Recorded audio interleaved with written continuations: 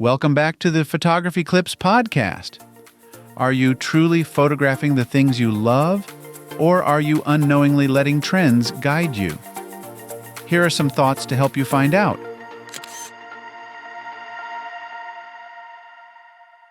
Are you photographing the things you want to photograph? Most photographers, I assume, would answer yes to this question without much thought.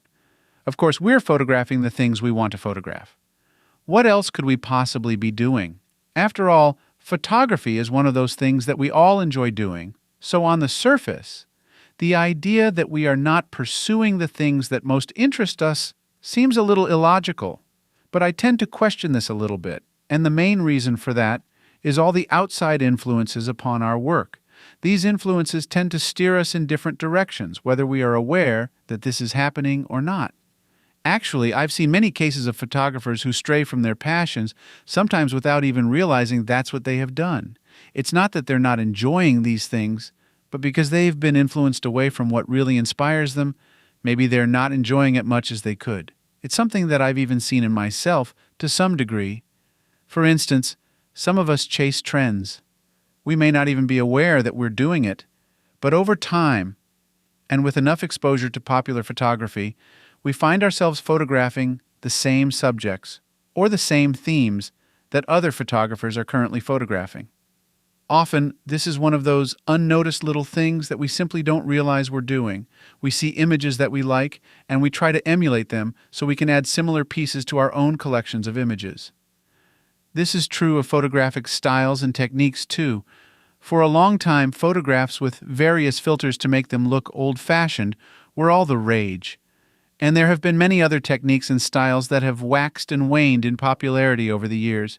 It's really very easy to see these kinds of things and either consciously or unconsciously modify our own work to match.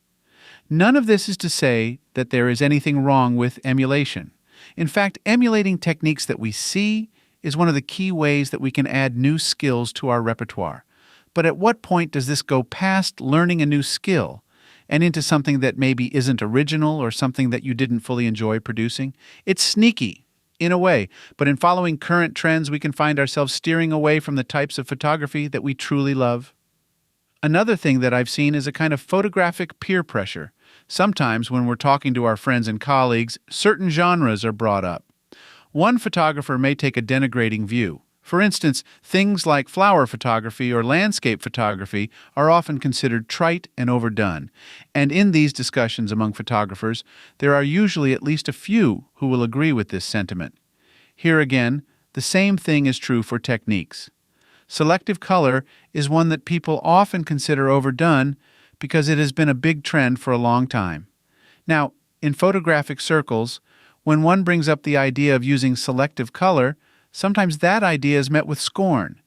This becomes problematic because the photographers who are into these things, the ones who love flowers and landscapes and who occasionally use techniques like selective coloring, hear the scorn of their colleagues and tend to internalize it.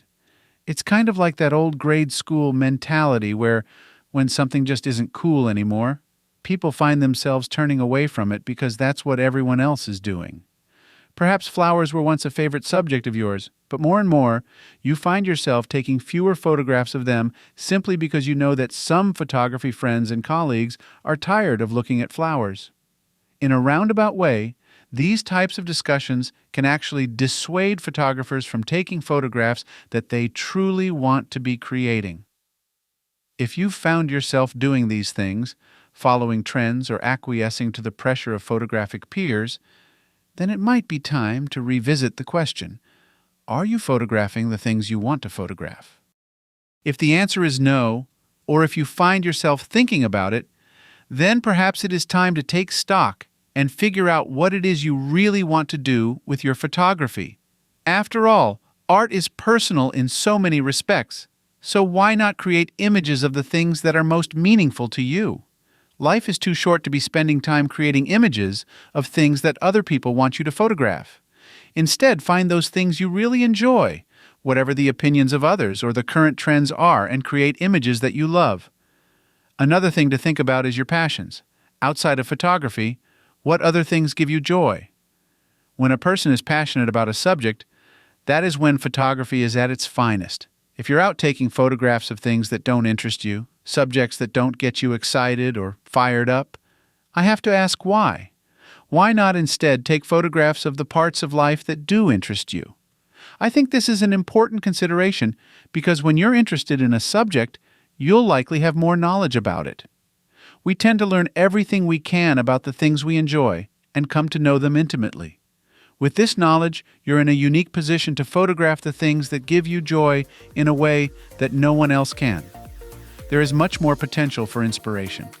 Whatever you choose to photograph, make sure that first and foremost, you do it for yourself.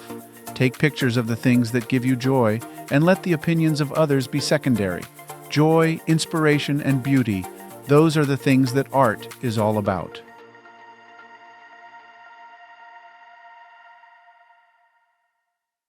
Thank you for listening and subscribing to the Photography Clips podcast. If you would like to learn more about my photography, please visit photographyclips.com. I hope you have a wonderful day. Now go and enjoy the beauty of God's creation through your lens.